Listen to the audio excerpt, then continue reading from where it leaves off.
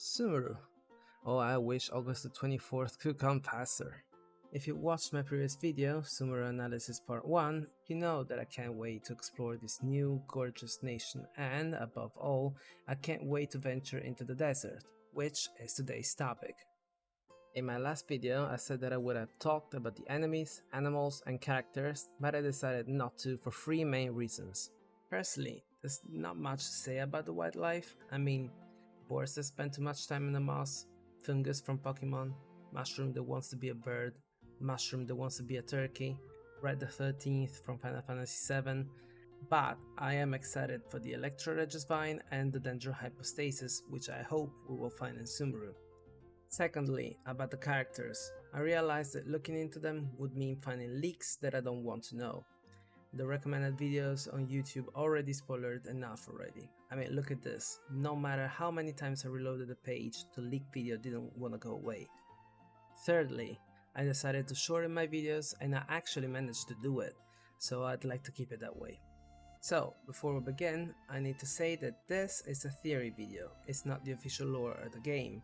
I base my guesses on research I made on my own and on elements available in the game. You won't find any kind of leaks in this video because, as I hinted at before, I don't like them. With that being said, this is part 2 of my Sumeru analysis.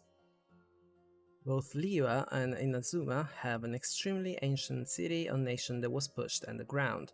The unnamed city or upside down city in the chasm, and Enkanomiya, also known as Byakuyakuku or Tokoyokuku. Mondstadt is, for the time being, the only nation that doesn't have an ancient civilization beneath it, which is weird, but we do need to remember that there's one part of the nation that hasn't been released yet, the dormant port area. And no, Salvindagnir was built during the Archon War, so it's not an ancient civilization, or at least not as ancient as Enkanomiya.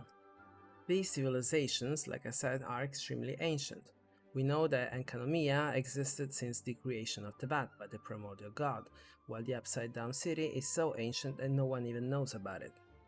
We also know from Enjo, the Abyss Lector Fathomless Flame from the quest The Subterranean Trials of Drake and Serpent in Enkanomiya, that originally Teyvat was a unified nation, a primordial nation, something like a Pangaea.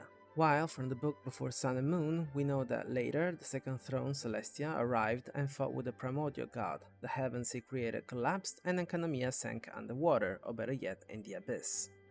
What happened to the unified nation though?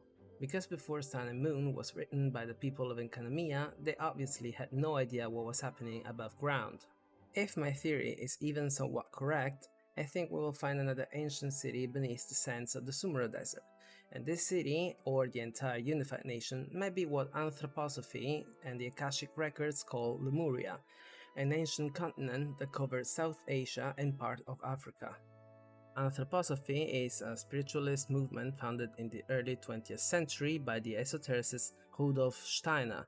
He defined anthroposophy as scientific exploration of the spiritual world.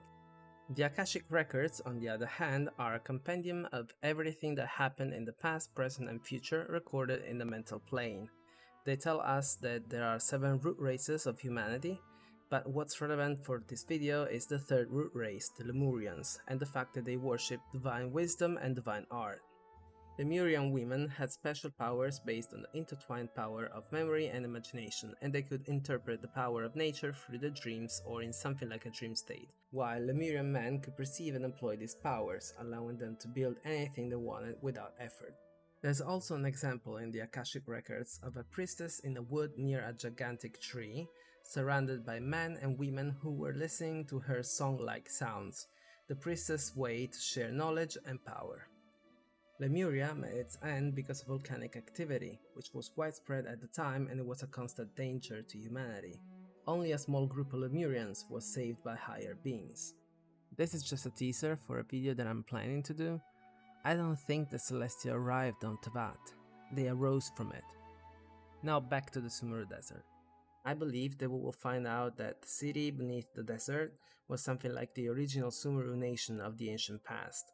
You know, like the Caribbean Mondstadt, but much older. Here's my theory. If the Lemurians worshipped divine wisdom and divine art, it could mean that in ancient times there were 2 gods, a goddess of wisdom and a god of art. The goddess of wisdom had clairvoyant and dream powers and used imagination as a way to rule over the nation, while the god of art was more practical and was interested in creation. I think that the idea behind the god of art is a mix of anthroposophy and Egyptian mythology, while the goddess of wisdom is a mix of anthroposophy and Buddhism. In this case, reincarnation would explain why the ancient and the previous and current archons are goddesses of wisdom. If we think that the memories of a person go back to the ley lines to be used again in the future, reincarnation doesn't feel that odd any longer. Now, to explain the god of art, it's finally time for Egyptian mythology. In the second teaser, we get to see the ruins in the desert of Sumeru, and what stands out the most are the statues that we see. There are 3 different statues: a man with the head of a bird, a man with the head of a ram, and a man with the head of a Canid.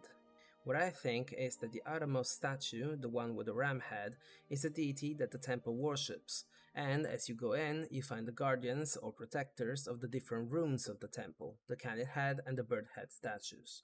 If that's the case, the man with the ram head wearing a crown could be the god Khnum, one of the oldest Egyptian gods ever worshipped.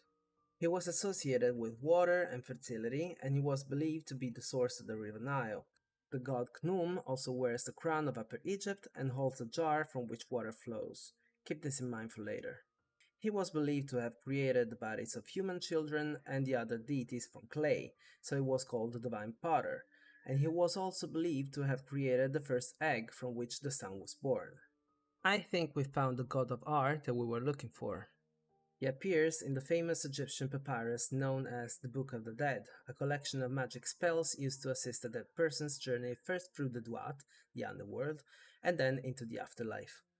He was summoned to help the dead in the trials of the halls of Ma'at, the goddess of truth, justice, and balance, where the heart of the dead is weighted against Ma'at's feather to decide whether it was granted or denied access to the afterlife. This alone makes me think that we will have to undertake one or multiple trials to prove our worth or righteousness to be granted access to either an important room or to the underground city in the first place. Also, earlier I said that Khnum holds a jar from which water flows. If you didn't know, one of the ways Egyptians could tell time was the water clock, later called clepsydra. It was composed of 2 containers or bowls. The first one was filled with water that was slowly drained through a small hole into the second one. As the water flowed out, its level aligned with markings inside the bowl so that people could tell the time. This reminds me of this huge and spectacular structure in the Sumeru desert. Many have defined it as an hourglass, but it was invented in the Middle Ages and, as the name says, it's made of glass. This one, on the other hand, really looks like a bowl that is pouring some kind of energy into that middle piece. What's also interesting about the water clock is that it wasn't exactly a clock, but rather a timer, a countdown for something. Now, since beneath this structure there's a pyramid, which in Egypt were mostly built as tombs for important people, what's gonna happen or who is going to be revitalized once that fire tornado completely flows out? Now let's talk about the other 2 statues. The man with the bird head is probably going to be either Ra, the god of the sun, or Horus, the god of war and sky. I'm more inclined to think it's Horus because Ra usually wears a sun disk on his head, while Horus normally wears the double crown of Upper and Lower Egypt. I will also point out the fact that Horus is famous for his eye, the Eye of Horus. If you noticed, as well as the middle piece of the water clock pyramid, in the teaser we see these blue dots that look like an eye. Now, I know that Horus is the most famous and one of the most important gods of Egypt, so you would expect him to be the main deity and not a guardian. But let's not forget that Khnum is the oldest god of Egypt, and he did create all the main gods from clay. Lastly, the Canid headman is, well, I'm not too sure about him. He could be either Seth, the god of war, violence, and desert, but I doubt it, or Anubis, the god of the afterlife, which seems more fitting considering there's a lot of elements that recall the afterlife. Anubis usually doesn't wear a crown like the statue in Sumeru does, but in a relief from the temple of Hathor and Ma'at at Deir el-Medina, he wears the double crown of Upper and Lower Egypt. Something tells me that truth, justice, and balance, so what Ma'at represents as a goddess, will be the main focus of the desert area of Sumeru, as well as the afterlife and the trials of Ma'at that we will have to face. Shadow from the future here, I just realized that there's a likely chance that none of the gods I spoke about are the god of ancient Sumeru.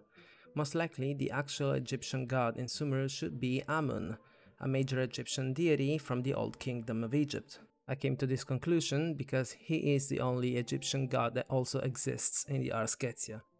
Still Shadow from the future, of course a new Sumeru video gets uploaded the day before I upload mine. I'll be very quick about it. So the most interesting statement of the entire video is, I'm just the moon. The real sun is long gone. This is my theory based on the Vishnu Purana, one of the medieval texts of Hinduism. This is an extreme summary. The sun nourishes everything on earth. The moon is also nourished, or better yet, filled with ambrosia by the sun, so we have the full moon. The moon's purpose is to do the sun's job during the night. The moon is then drained little by little of the sun's ambrosia. When the moon is almost empty, which is the waning moon, it enters the branches of the trees and goes back to the sun to be replenished. During this time we have the new moon. This kinda backs up my theory that Kusanali was created by or from a piece of Rukkhadevata.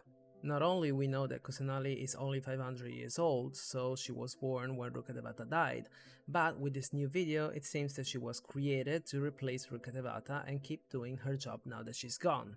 She also says that everything in this world runs in a loop. So I guess she's talking about the ley lines and how memories and souls are reused. This means that she may actually be Rukkhadevata's reincarnation. On the other hand, her powers may be coming to an end. They've been drained little by little. Call it a very fast erosion in Genshin Impact terms. Also, this scene really feels like Rukkhadevata's consciousness is really inside the gigantic tree like I assumed in my last video, since the orb looks really similar to Makoto's consciousness and soon after we are shown the gigantic tree burning. Lastly, and I have nothing to back this up, this is just my instinct speaking, as soon as I saw this very quick scene, I instantly thought that Kusanali has been created through Kimia, maybe from a leaf or a flower of the tree that Rukkhadevata is now. I don't know why, but that's the first thought that popped in my mind. Before I begin my outro, there's something I'd like to ask the viewers who watched until the end. I kept this video shorter than 15 minutes by going straight to the point. I tried to find a balance between being concise and being thorough. Is the video more enjoyable like this? I noticed that after a few minutes, my viewers stopped watching or skipped entire parts of my previous videos. Since I'm fairly new to this, I would like your cooperation to be able to make better videos, so if you have any kind of suggestion, do tell me in the comment section, I would greatly appreciate it. Anyway, I hope you liked this video and that you found it interesting. As always, if you have doubts, questions, your own theories, or if you disagree with mine, you're more than welcome to let me know in the comment section, because I enjoy discussing theories. If you liked the video, don't forget to leave a thumbs up, and if you want to watch more Genshin Impact theory videos, you can hit the subscribe button and turn the notification bell on. See you next week, and in the meantime, over and out.